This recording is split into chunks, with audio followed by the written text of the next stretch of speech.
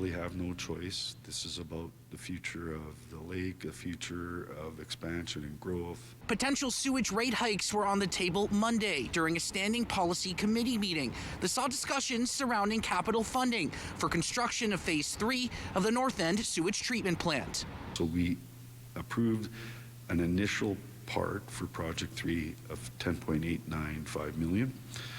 I think that's what it is.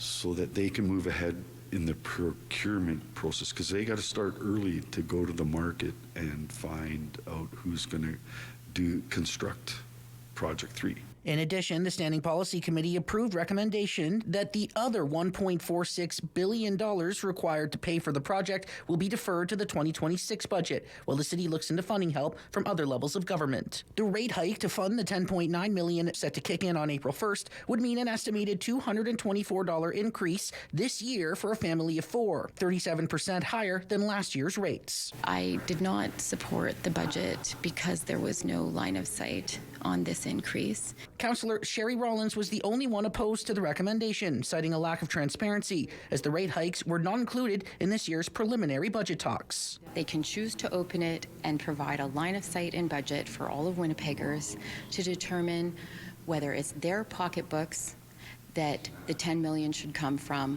or if council should figure out something else to ease their financial pain. And that was a choice.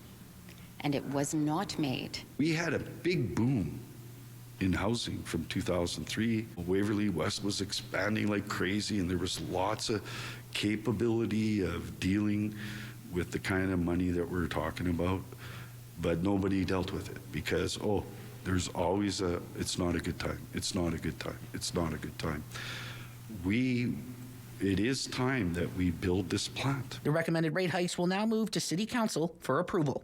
In Winnipeg, Eddie Huband, City News.